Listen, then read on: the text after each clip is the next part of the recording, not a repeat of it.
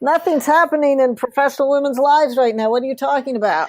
What do you I mean? know, there's nothing to say at all. Really? You're listening to The Other 50%, a herstory of Hollywood. I'm Julie Harris Walker. This is the podcast where I talk to successful women in entertainment and hear their stories. This episode is brought to you by the entertainment payroll company Extreme Reach. They have beautiful software and services to support all areas of media and content creation, from tax incentive support to accounting software and payroll services. If you are making film and television, you should call them and tell them I sent you.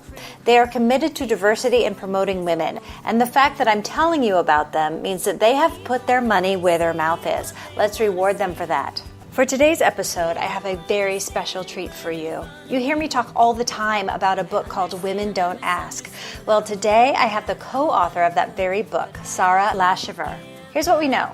Whether they want higher salaries, better career opportunities, or more help at home, women are much less likely than men to ask for what they want. And when women do ask, they tend to mimic the forceful, competitive negotiating style favored by men, which often backfires. Sara looks at why women feel reluctant to ask for what they need and deserve, and reveals the shockingly high price paid by women, their employers, and the economy as a whole if they don't address this persistent phenomenon.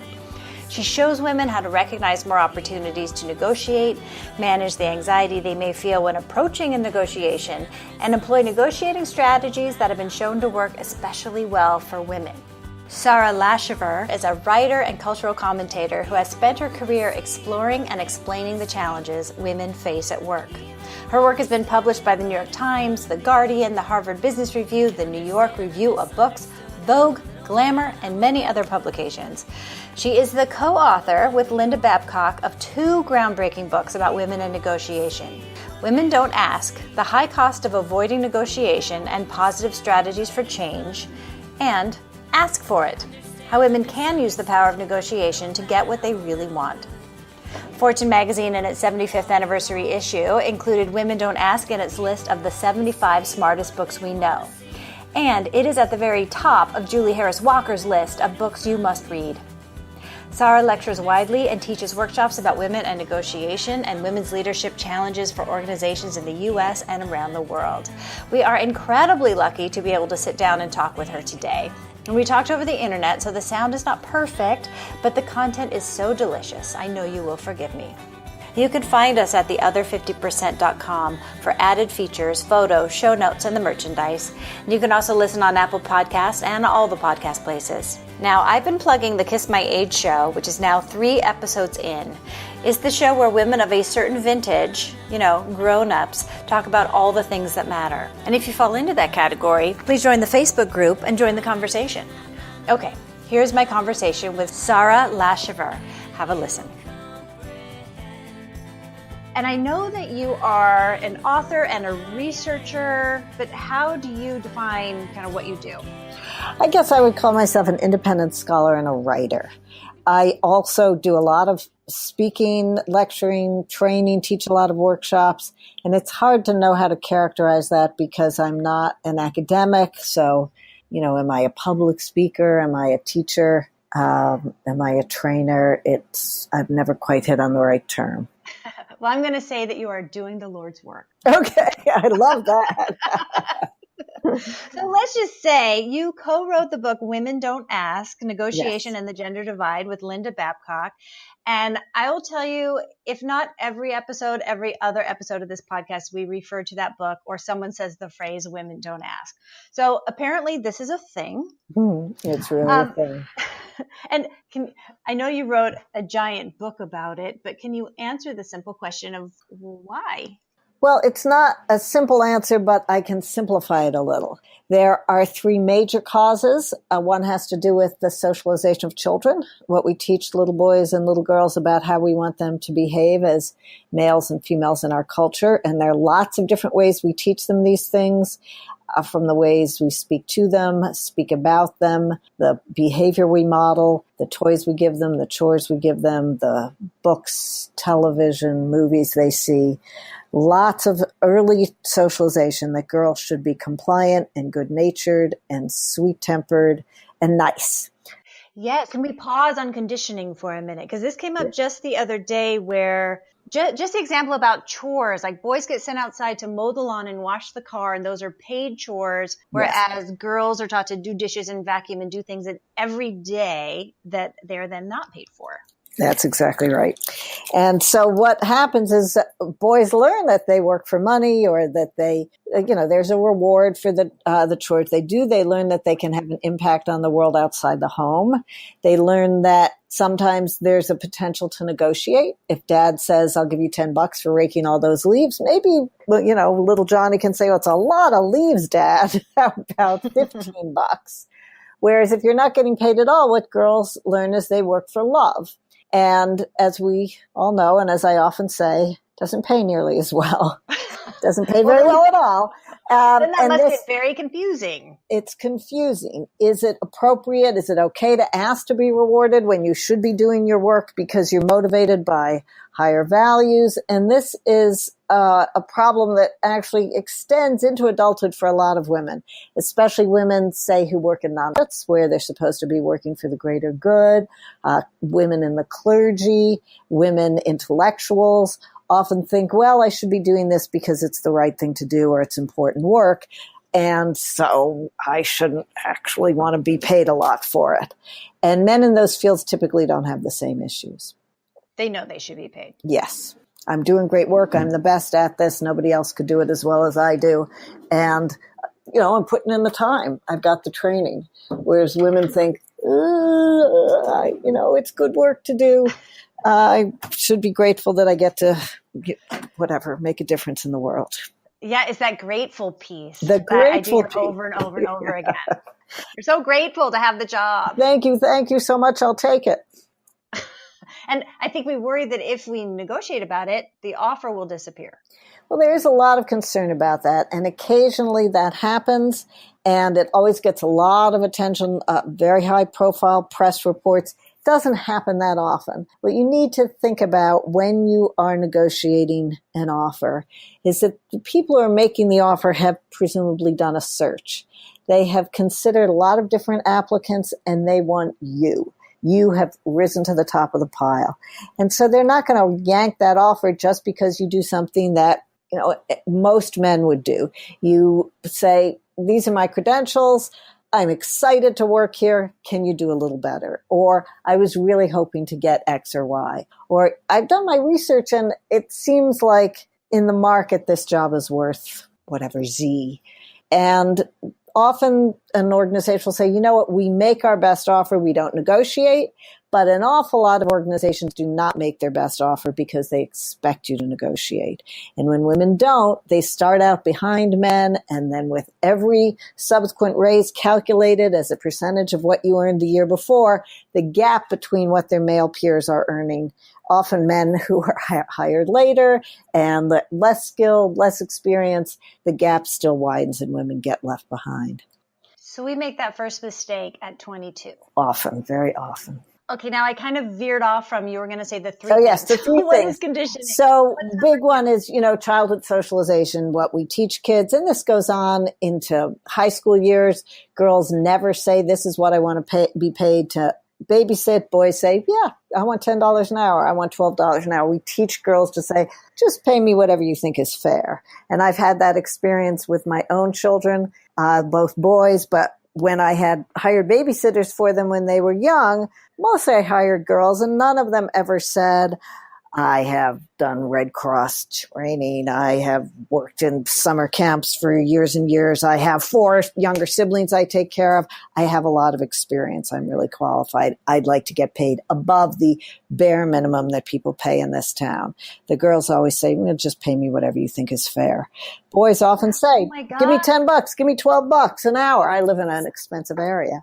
I'm going through this right now. Both of my girls have just started babysitting and they both said, well, we'll see what they pay me. And I said, yeah, okay. No.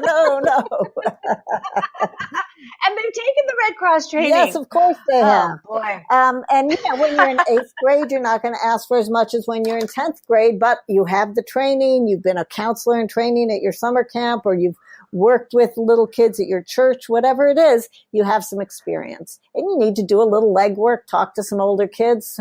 What do people usually get paid in this town? And then decide on a number. And don't decide on the lowest number. All right, we're going to go regroup around babysitting. Okay, good. So then we reach adulthood. And so girls have less experience, less comfort with the idea that their work has market value. They do not have experience saying, this is why I should get what I want. These are my credentials. This is my experience. So then they enter the workforce a little unsure, a little uncomfortable. Is it okay to do this? And after making that first mistake, not negotiating, saying thank you, they then watch other women, maybe a few years ahead of them, who might be a little bit more forthright, a little bit more direct about their goals, who say, this is what I want, this is what I think I've earned, this is what I think I'm ready for. They see those women getting rebuffed. They see their work devalued based on their personalities or their personal style, rather than on the objective quality of their work. They see people call them ugly names, difficult, high maintenance, not a team player, the one I'm thinking of. Mm-hmm. And lots of other ways in which women are punished for being too forthright or too direct about what they want. They are not included in decision-making that can have a material effect on their future. They are not given thrown referrals from people who might, send them business in businesses where referrals are necessary to build your practice. They're not recommended for powerful committee seats. Lots of different ways in which they're not included in people's social and professional networks, punished for being a little bit more direct. So other women, I don't know, is this okay? Is this a good thing to do? See these women being punished, being socially sanctioned. We say they conclude often that that's not a good strategy. I should just sit tight, say thank you, be grateful for whatever I'm offered. And so they fall further and further behind. And it's not just that they fall further behind in how much money they're making, but they're not raising their hands and saying, I'm ready to do the next thing, or I'm really interested in that opportunity, or I know you're staffing up a team for a really interesting or high profile, prestigious, high value account. I'd love to be on that team. So it's also about opportunities that women aren't asking for. And if you are not moving ahead, getting a chance to do new things, continuous learning, you will also fall behind in other ways. You will not advance as fast. You will not rise as high. You won't get to do as much as you're capable of doing. So it sounds like the likability factor is a giant burden that cannot be overlooked. It's huge. So to be persuasive or to be influential, studies are very clear that women need to be likable. They need to conform to our normative expectation that women will be warm and caretaking and concerned with the needs of others. They'll be likable. When women act direct and focused about their needs or their ambitions in ways that in a man wouldn't raise an eyebrow, wouldn't, ruffle anybody's feathers. Women ask direct, ask in a focused way, often perceived as not likable, often perceived as too aggressive, as threatening, as shrill, all those words that we can think of. So the likability thing is really, as you said, a great extra burden. But it also, to a certain degree, provides an opportunity, given that, life isn't fair and women do have to struggle with it. And that is if women can find ways to be likable, to communicate that they are accessible and warm and not threatening while they are negotiating, while they are aiming high, while they are going a few extra rounds, that does increase the likelihood, the chance that they'll get what they want. And it will also make the process more pleasant because the other person won't tense up and pull back and go harsh and negative.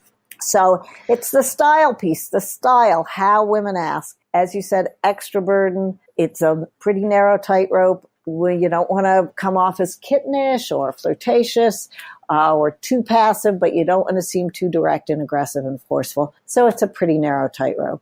And it's a drag. It's stupid that women have to walk that tightrope, but that is the reality today. Yeah, it's enraging. Yes, it is. It's more than a drag. It is enraging. Now, I gotta wonder, do you think that will change the more the more that women get power in the room, do you think we'll have a broader spectrum of how we can behave? Because we took on the male characteristics to be successful, even though if you take on too many male characteristics, it makes you unlikable. So then it ends up sabotaging you. I mean, it just makes you crazy. Do you see any hope for us being able to change this culture as women get more power? I guess is my question. Well, culture is going to have to change because the demographic pressure is going to force some change. Women are getting so much more education than men are. It's almost 60-40. It's some schools more than that. Women to men in the college population. Similar fractions in the master's and professional school population. Women, men, 50-50 getting PhDs, and women are expected to pull ahead in the near future. And this is not just true in the US, it's true in Canada, it's true in Western Europe, it's true in the Middle East and North Africa, where huge numbers of women are going to college. It's true in the emerging economies of the BRIC countries, Brazil, Russia, India, China. So all over the world, women are beginning to dominate the educated talent pool. So organizations, especially multinationals that want to be competitive, are going to have to draw on that rich talent pool. And so women will get into positions of power. When there's critical mass, when there are more women, more of them rise, and they're less subject to stereotypical judgments. And critical mass is not 50%. It's really only about 25%.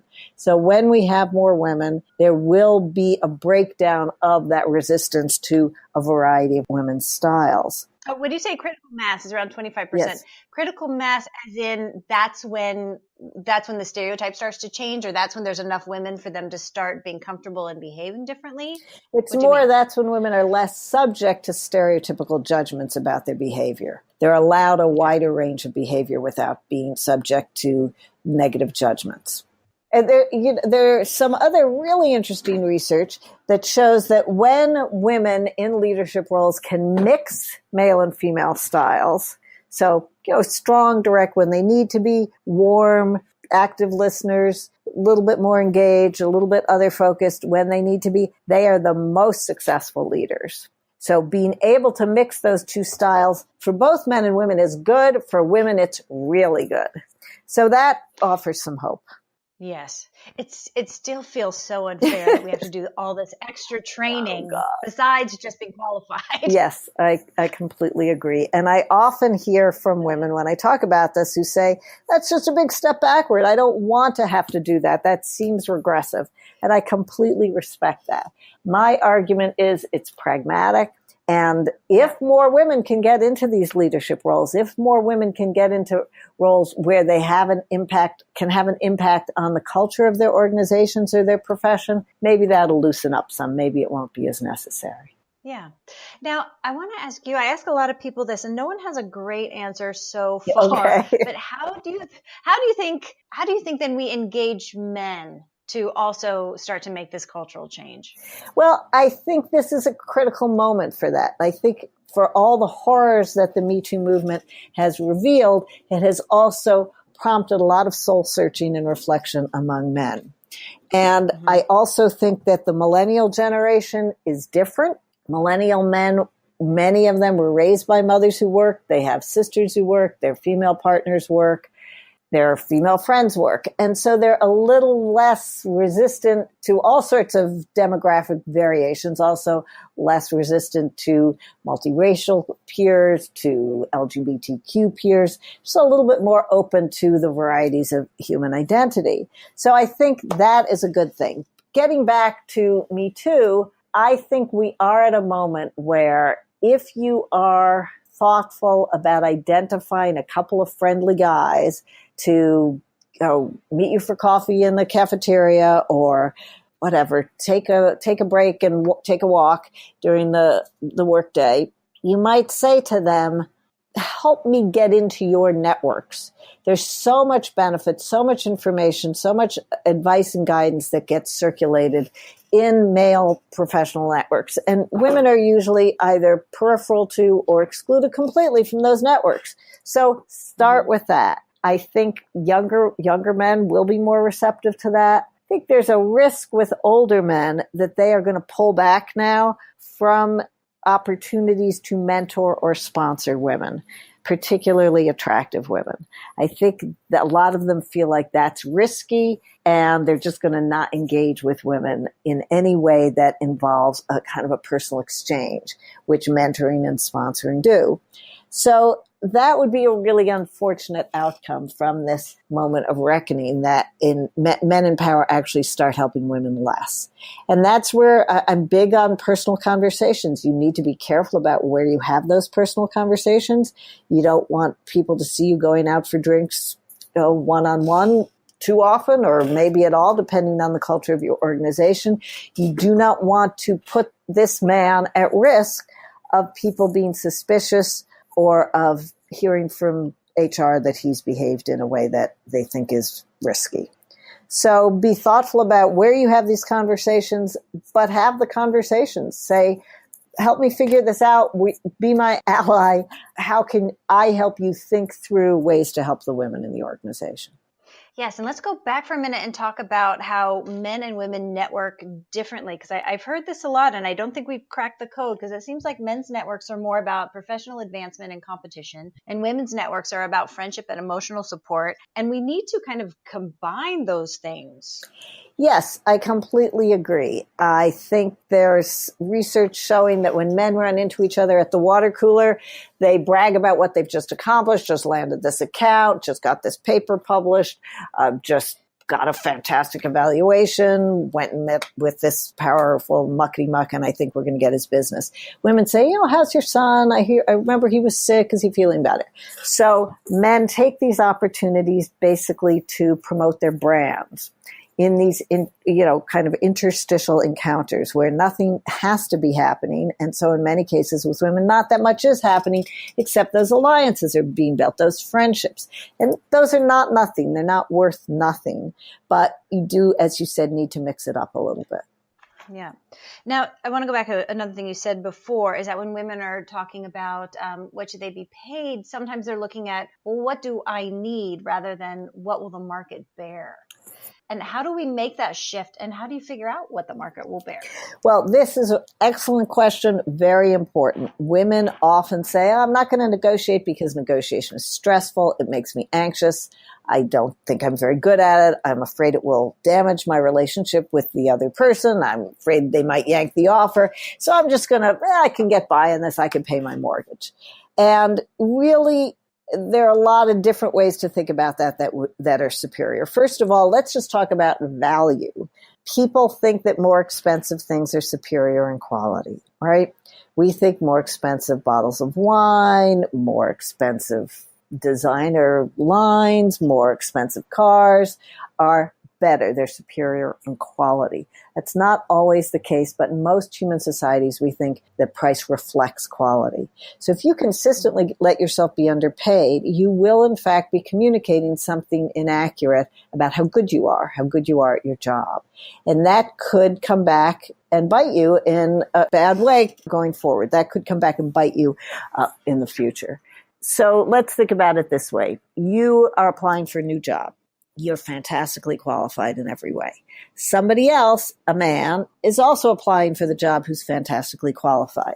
The person making the decision cannot tell the difference, cannot decide whether to hire you or this guy, and then he looks at your salary history and sees that the man has consistently been paid more than you have, probably because he's negotiated routinely.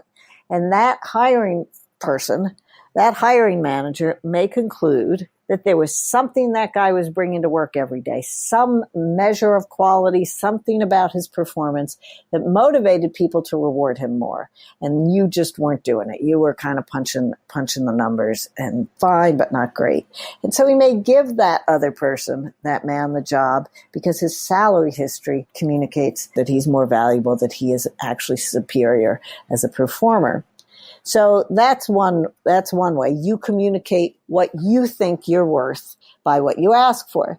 The other piece of it is you're not supposed to be negotiating about what you need. You're supposed to be negotiating about your value proposition, what you are bringing to the table. And for women in particular, that means talking about what you bring to them, what you can do for them, how your skills, your accomplishments, your history, your contacts, whatever it is, will benefit the group, the department, the division, the organization. So men don't go in and say, I need more money because my second kid just entered daycare and daycare is really expensive. They go in and say, I need more money because I am bringing so much to work every day that's benefiting the organization. That brings up something I read in the book that I laughed out loud. And that was this character, Emma, asked her husband, how was he going to care for his child while he was at work? Yeah. Oh my God, I have 3 kids. It never occurred to me to ask my husband how he was going to handle the childcare while he was at work. It actually is a friend of mine, and I was out to dinner with her and several other mothers we all had our kids in daycare, in this co-op daycare together. And she related having done this when she was pregnant, and the other mothers at the table all gasped. What? It doesn't occur to many of us. It doesn't occur. And of course, what an amazing question. Yeah. What's your plan? What's your plan? It's funny. I counseled every girlfriend of mine in the first year of her child, having her child. I said, you better start negotiating now. Otherwise, within that first year, you are going to hate your husband. Yeah. Because I think we forget to negotiate at home. And that's a piece in your book also. Let's talk about that for a minute. I think it's really important for women to think of negotiation as a tool they can use in all the realms of their lives in order to improve their comfort, their happiness, increase their opportunities, and make their lives run more smoothly. So outside of work, what happens, what goes on in your life, in your private life, can have a big impact both on how successful you are at work and also on your happiness and on the success of your relationships. So I'm a big fan of saying to women, sit down with your partner, assuming he's a male partner, and say something like, we both decided to buy this house or this condo. We both decided to have these children, and we both work a lot. So let's look at all the chores and tasks necessary to support all these choices that we made and divvy them up in an equitable way. I really think that in many cases, men just don't see how much their wives are doing or their female partners are doing. It's not that they set out to scam their wives and think, I'm going to get away with doing very little. I really don't think so. I think in many cases, they just don't see it. Yeah. And I think if we don't talk about it, it's so easy to slip into traditional gender roles that you probably never had any intention of taking on. And then you're in so deep.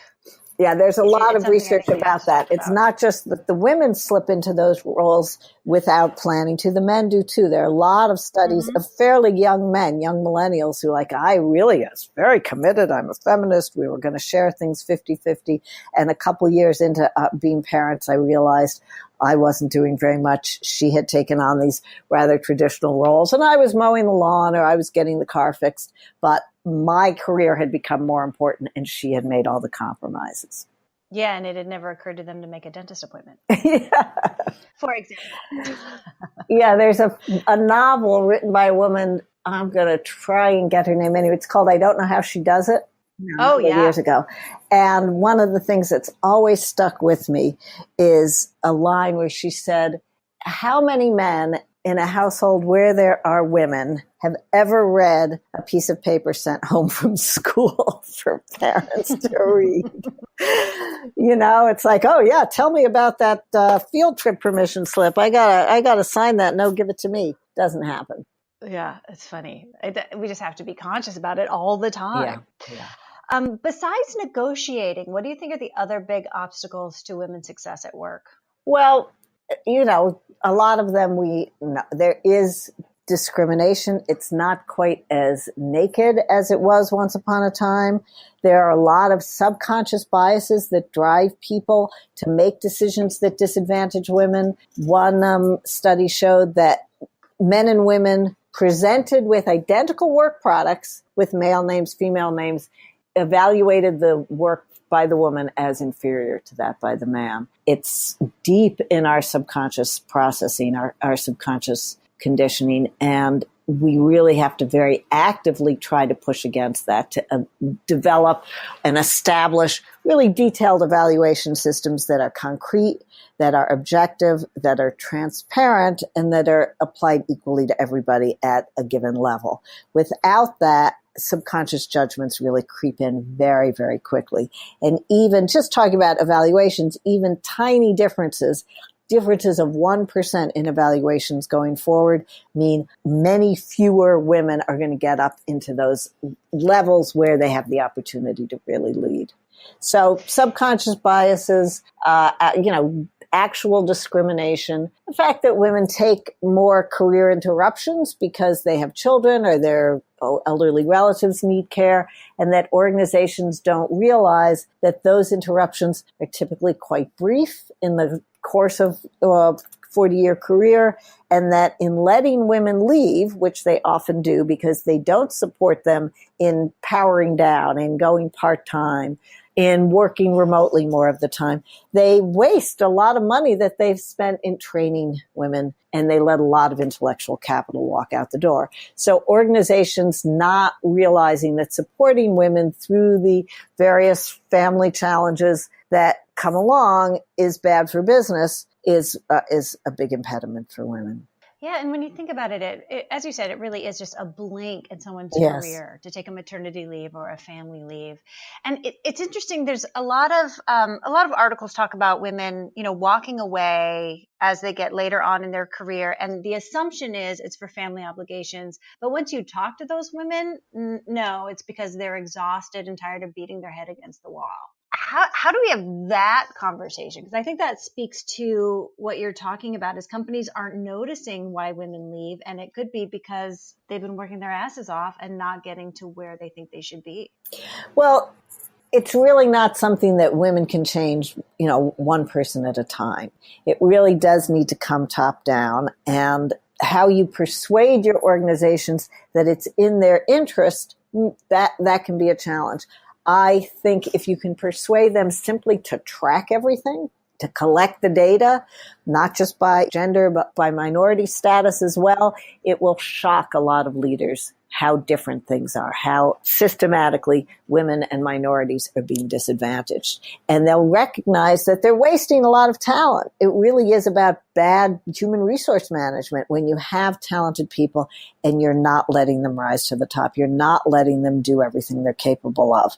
Most organizations, I think, sincerely believe that they are meritocracies. And it's only when they see the data that it's clear that they are not. Oh, I think people do sincerely believe they're meritocracies. And part of it, I think, just anecdotally, I've noticed over the conversations the last couple of years, there are especially, say, white people who enjoy some privilege, who honestly believe in their hearts in equality, but believe we have already arrived at the place where there is equal opportunity for everybody. And because of that deep-seated belief, can't really take in any data that contradicts that. Well, sadly, there is a lot of research showing that it's hard to change people's minds when they have strongly held beliefs or they strong convictions.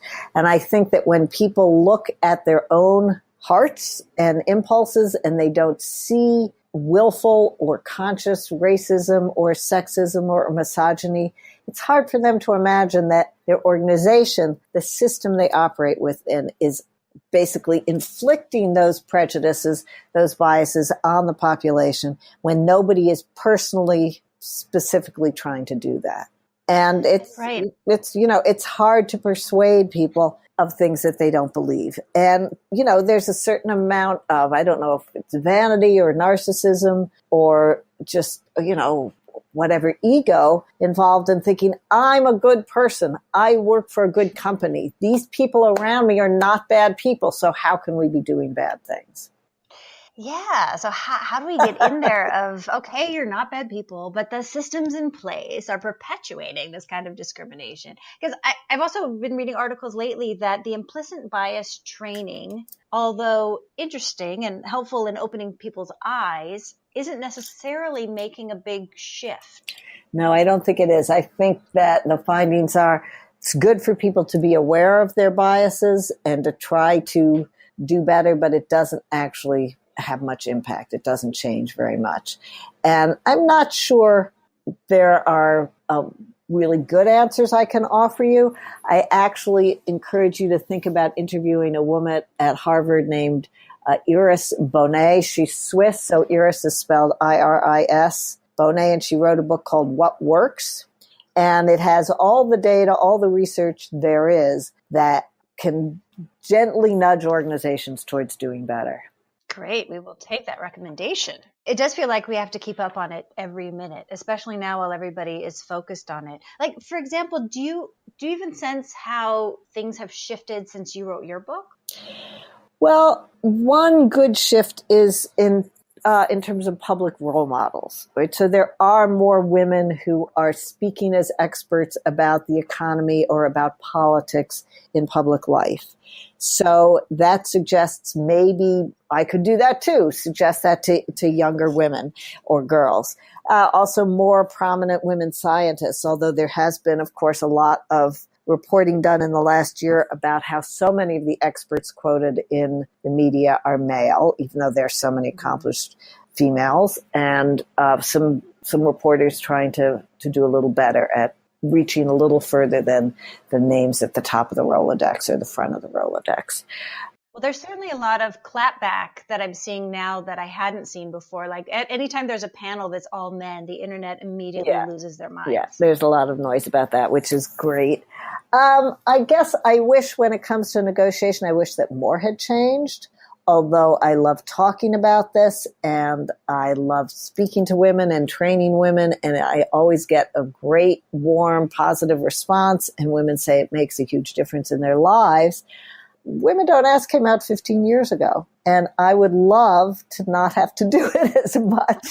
Not because I'm tired, but because I wish that more changed, that more had changed. I wish it. Yeah, I wrote a book about pregnancy discrimination in corporations 10 years ago, and I recently went back to update it, and nothing has changed. Yeah, like it is disappointing that this becomes a lifetime of work. Well, and the idea that women don't ask has really penetrated the culture, at least among professional women and academic women. It's an idea a lot of people don't even know where it came from. They don't know Linda's and my books.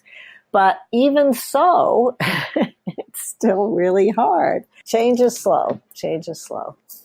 Yeah. So let's go back to a couple of the basics that I think women will hear and go, oh, yeah, man, I'm doing that too.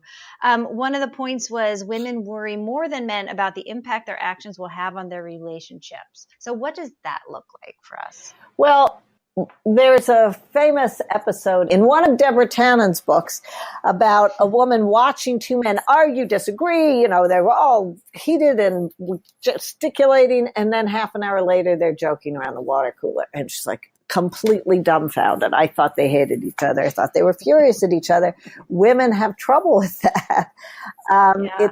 We're less comfortable with the idea that it's just business. We were just disagreeing. It's just business. That said, it's not terrible to protect your relationships, to not argue or disagree in an aggressive or a borderline abusive way. Respectful disagreement when you're making a strong argument is great. And women are good at that and shouldn't think that acting like men is, in fact, to be desired, because as we know, it doesn't work for women. But you need to assume that if you are negotiating in a respectful, calm, cheerful, friendly way, and you're disagreeing about the meat or the substance of the negotiation, that shouldn't damage the relationship, that should be okay, as long as you don't come off as threatening or bullying or pushy or obnoxious. If you can manage the interpersonal dynamics in a way that don't seem threatening, a disagreement about what's right or aiming high and sticking with it a little shouldn't damage the relationship. The other piece of that is women worry too much about the impact of what they're asking for on the person on the other side of the table. So, that will be so hard for him. He's putting out a lot of fires. He's under a lot of stress. His performance targets, whatever. Let him take care of himself, or if it's a woman, but let whoever it is on the other side of the table take care of themselves. You take care of yourself. And again, negotiate respectfully in a friendly, cheerful, upbeat way, but aim high based on your research, aim high and stick with it. Okay, now we hear anecdotally that men are hired based on potential and women are hired based on performance, and that sure feels right. Is there also data that backs that up? Well, the data I'm aware of is that men will apply for the next job based on what they believe their potential to be, and women will not apply unless they feel they have every single qualification listed on the job posting. So men will apply, raise their hand. They have 60% of the qualifications advertised. Women will not apply unless they have 90 or 95% of the qualifications. So women need to start thinking a little bit more in terms of their potential, of what they could do, where the stretch opportunities are, go for them.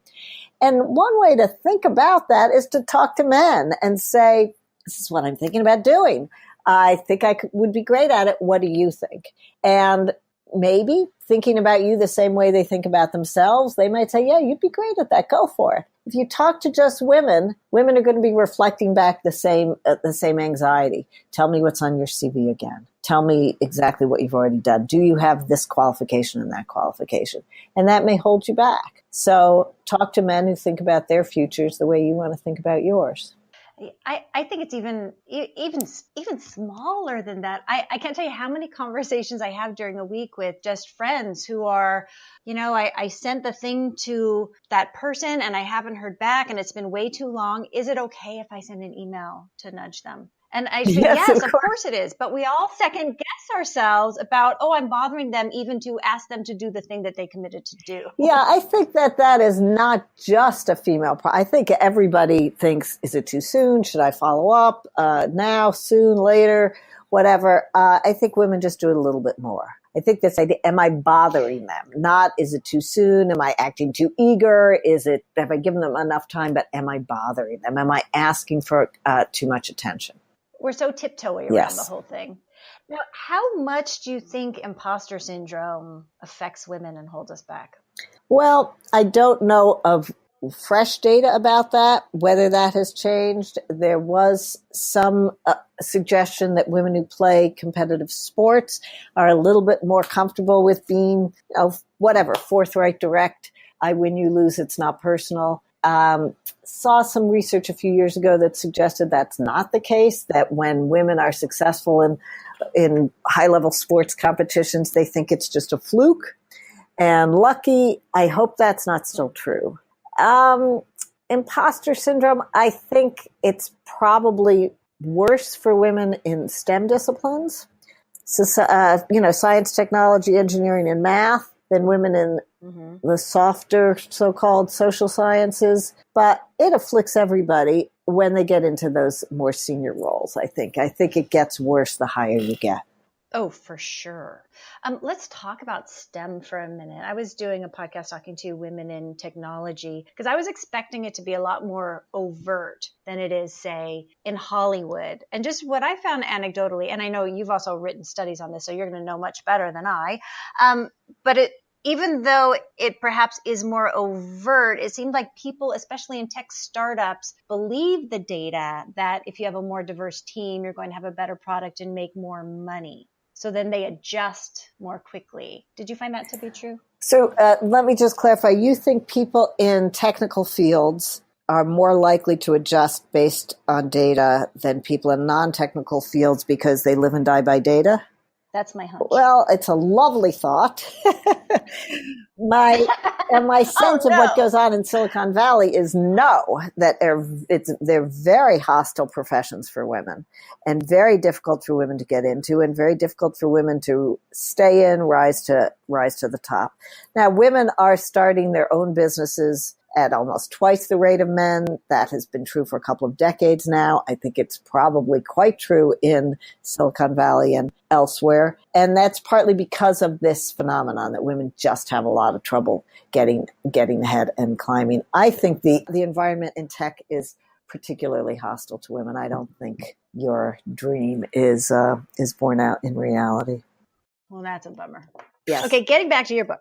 Women perceive their circumstances are fixed and someone else is in charge, which may make them less apt to negotiate, but men don't have that perception. Right. Women think that the powers that can impact their lives are external to them. Somebody else, a supervisor, fate, history, circumstances, politics, changes in the environment. Men are more likely to think the power in their lives is centered internally. They can make things happen. It's up to them to make sure they get paid what they deserve, get the opportunities that they've earned. And that is a really important shift that women need to make. They need to say, I'm in charge of my career. I am not going to wait for someone else to decide what's fair or appropriate, because their ideas of fairness may be very different from mine, and their subconscious biases may be driving them to overlook what I'm doing or undervalue it. I need to be in charge of making sure people know what I have done and its value. And again, you need to do that in a cheerful, upbeat, not threatening way. But one thing you really need to do is make sure that everything you accomplish is tracked and recorded. Send emails, get things into your personnel file. Studies show that in teams that are very successful, do great work, the women on the team typically get the least credit for the accomplishments of the team. So you need to make sure that there's a record of what you've done. Because women work really hard and wait for someone to women notice. work really hard and assume that they'll get an A, because that's how things worked in school, and women are incredibly successful in school. The culture of school has changed a lot in the last few decades, so it actually suits the ways women work and learn. And women graduate, enter the workforce thinking, I know how to be successful. I'll just do great work and I'll be rewarded with the equivalent of the A or the A+. And the culture of school has changed. The culture of work has not changed in the ways the culture of school has changed. You really do need to hustle, and women need to figure that out early on and not wait to be rewarded for their excellence, for the great work they're doing. Have you read that article from Harvard Business Review about how there are no obstacles for incompetent women in business? Yes, I've worked with some of them. And not only is that true, it's that they're often being supported. Their work is being provided or enhanced or repaired by women who work around them.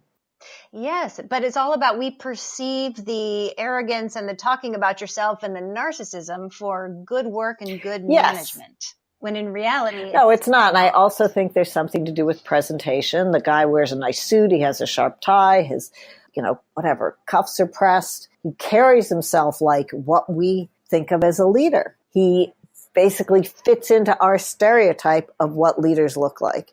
And women don't. Even though they are bringing it and doing great work, they don't fit with that stereotype.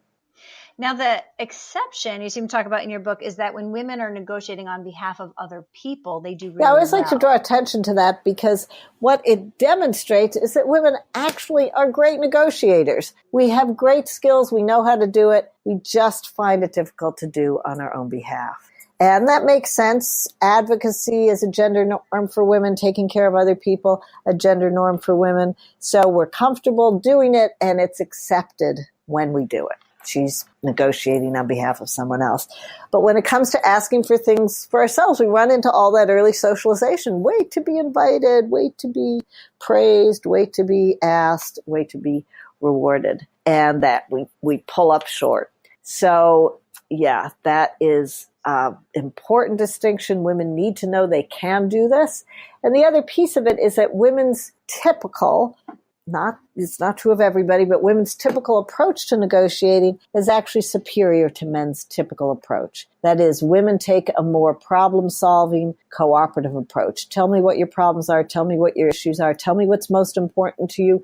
Tell me what your goals are, your constraints. This is what I'm dealing with. This is what I'm hoping for. These are my needs. Let's talk. And that has been shown by decades of negotiation scholarship to actually be a superior approach that produces better agreements for both sides. People are able to fit the pieces of the puzzle together in creative ways so that they both come out with more. They both come out with more of what they want. They brainstormed. They put a few things on the table they hadn't thought of.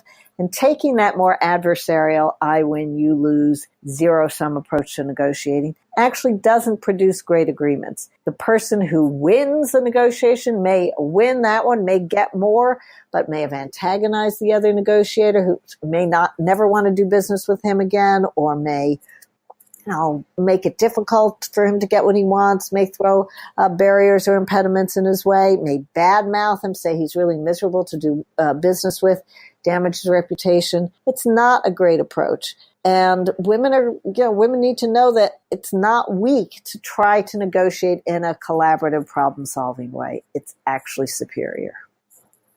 Okay, so the takeaway for the women in Hollywood is get yourself a female agent. Well, no. Yes and no. I, as someone outside Hollywood, was completely shocked by this story about Jennifer Lawrence being paid less than men on that shoot who had fewer awards or no awards and, weren't as successful, famous, high profile. And what's mysterious to me is agents in Hollywood get a percentage of what they negotiate for their clients. So why are agents in Hollywood consistently asking for less? There's the same recent story, Mark Wahlberg and Michelle Williams. Why are their agents not asking for as much for these prize-winning, fantastically talented, high-profile, famous, gifted women that they're asking for men who have, fewer awards, haven't got the track records, aren't necessarily as popular? So, yeah, you need a good agent, but have a serious conversation with those agents about how they think about representing women. It makes no sense to me. It makes no sense.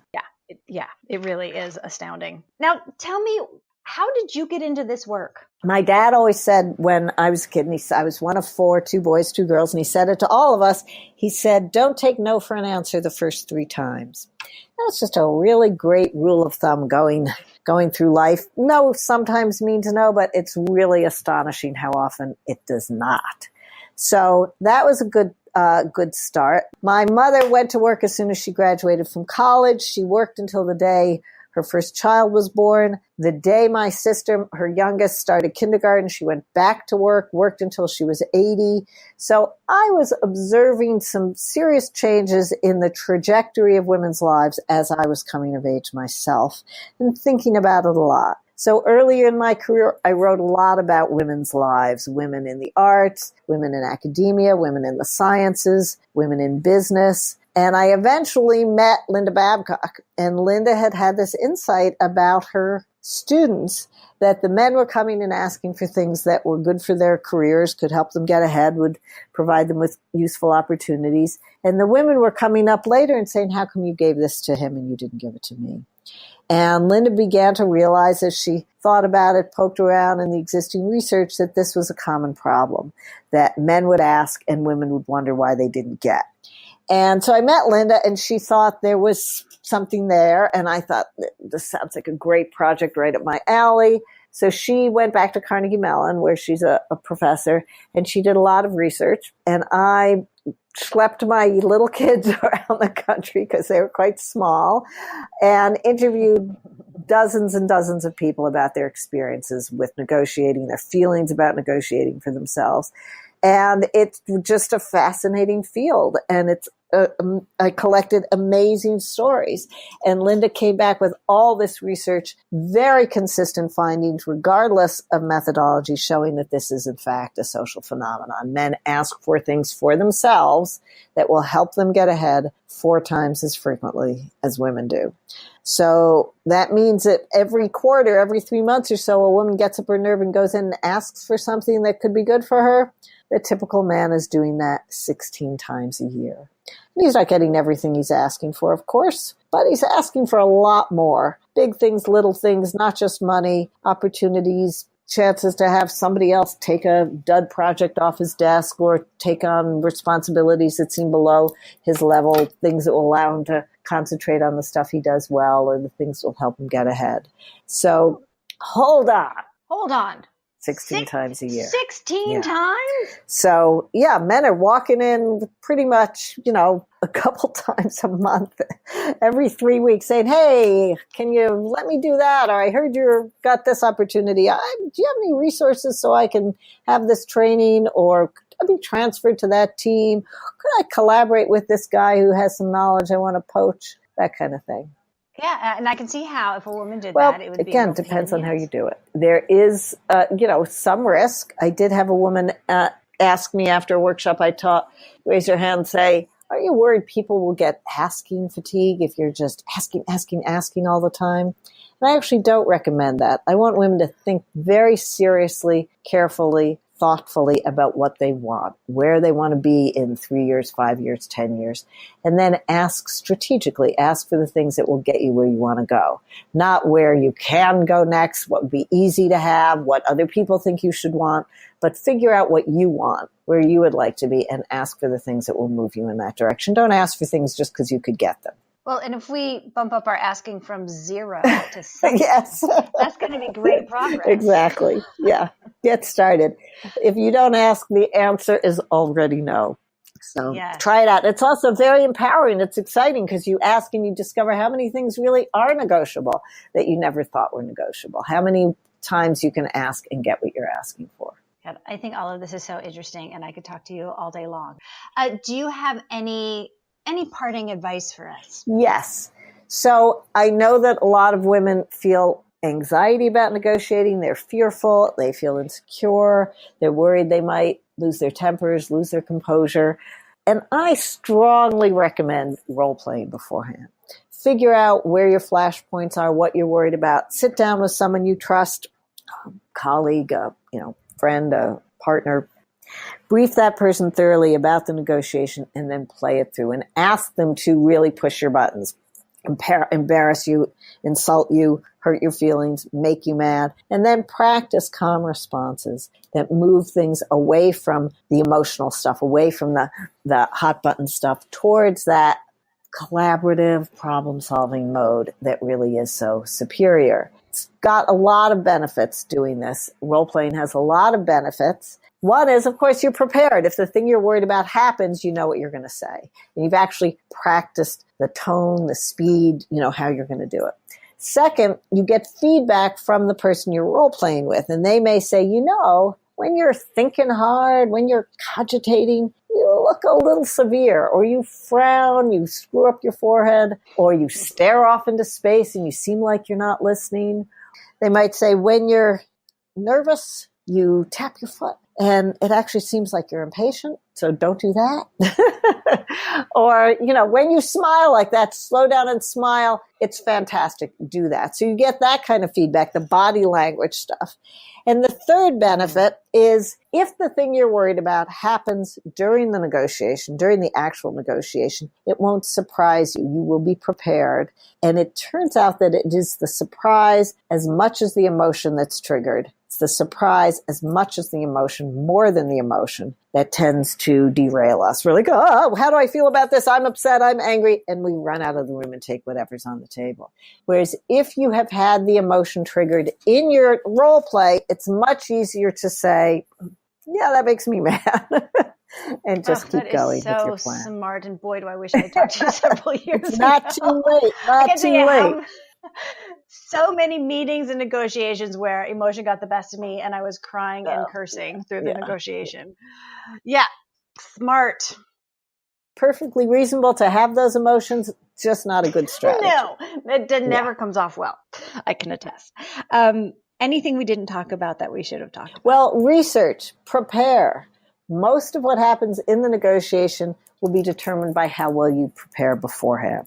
People don't plan to fail. They fail to plan. Really true with negotiating. Find out what the market is for your skills. Find out if there are a lot of people who can do what you can do or there's nobody. Find out what you can about the context in which you'll be making your request. Is the company doing really well? Is your boss in the middle of putting out fires? Is there a great commitment to the things that you do, to your division, your department, your group? Have things changed? And I don't have time to talk about all of the places to do your research, but the web is a great resource. lots of information, do some strategic Googling, use all those great job sites. But also, if you want to find out what people get paid for certain jobs, the Bureau of Labor Statistics has fantastic amount of data. There are sites like PayScale and Glassdoor with information not just about what people get paid, but how well they like working at the places that you might be applying for. Talk to your social and professional networks. Try to make friends with the administrators who work for people in power. Be resourceful, be clever, take your time and try to learn as much as you can, both about your market value, what you bring, what you can do that aligns with the organization's strategy and goals, but also about what's going on the other side of the table. Great. Thank you so much. My pleasure. And this has been a tremendous and very enjoyable conversation. You've been listening to The Other 50%, a herstory of Hollywood. I'm Julie Harris Walker. I'd like to thank Sara Laschever for sharing her wisdom. And special thanks to Jay Rowe, Danny Rosner, and Allison McQuaid for the music. Please find us on your favorite podcast provider and leave a review. And of course, on our website, theother50%.com, all spelled out, for added features, bios of our guests, and the merch. You can also follow us on all the social media platforms. And also go subscribe to the Kiss My Age show. Thanks for listening. See you next time.